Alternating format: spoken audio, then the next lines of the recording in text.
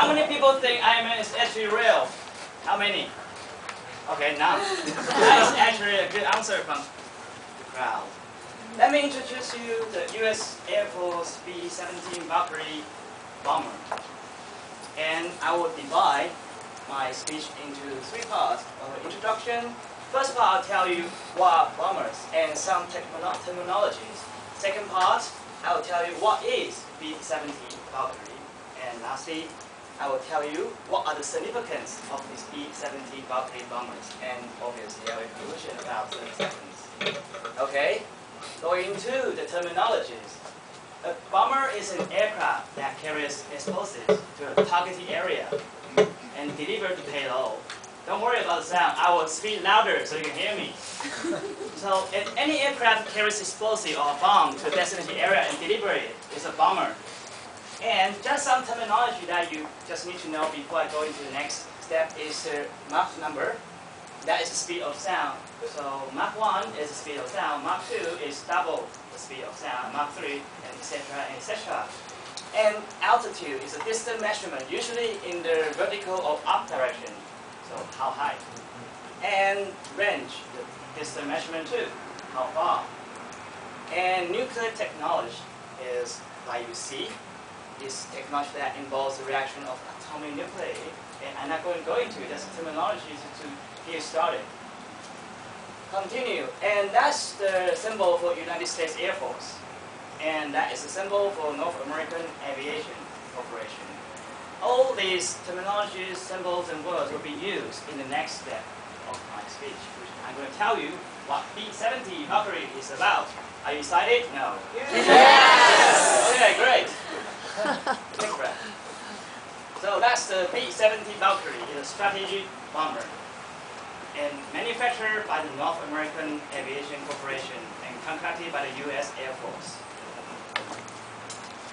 It all started in October 1954 because of the General Operational Requirement number 38. Do not get yourself confused with the General Requirement number 38. It's just a way that the military orders things.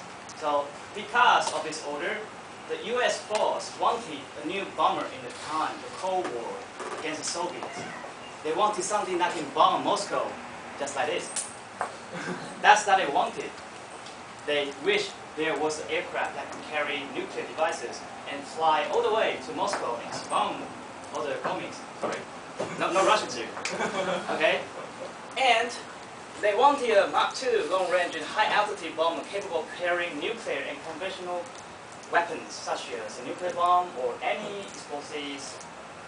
And the project started from 1954 and ended in 1962 because that the development of missile technologies the Soviets had. Basically, they thought the airplane couldn't be hit by any interceptor, such as a fighter, but gradually the Soviets developed better missile which could hit the Valkyries. And the project continued about 7 years, and it costed about $1 billion US. And you're wondering, 7 years and $1 billion, is that what's called B-70? Now, B stands for bomber, 70 because previous bombers like B-52, B-2, and B-52, B-70 Valkyries, the specification is like this. The maximum speed is Mach 3.1, it's about 3,309 kilometers per hour. I know that many engineers here, so wow. Then the cruise speed is about Mach 3, range, how far you can fly before you have to refill. And the signaling how high you can fly is just statistics. Probably like from Taipei to Beijing about less than 30 minutes. That's when I thought about if Taiwan had a B-70. If we had an aircraft like that, we spent 7 years and $1 billion US, we could bomb a certain place in less than 30 minutes. That was similar to what the US and the Soviet had in mind. They have nuclear powers, but how do you deliver the nuclear power to the soil, enemy soil? I'm not saying that we are in an open war against a specific country. I'm just saying that if we have the means to build an aircraft like the B-70 Valkyrie, put on the logo of the Republic of China and flies to somewhere north, 30 minutes, and drop a bomb. That will end the current situation in the strike, maybe. And just to go back to the B-70 Valkyrie, why can we not build an aircraft like B-70 with 7 years time and $1 billion US? We have the money in Taiwan. Why are we not using it? That's why I'm going to talk about the significance of modern military technology. You can spend a lot of time studying, and you can spend a lot of money going to cram school.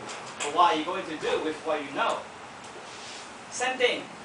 You can pay a lot of taxes to the government, and what's the government going to do? Well, people are afraid of weapons, that's why they don't fight.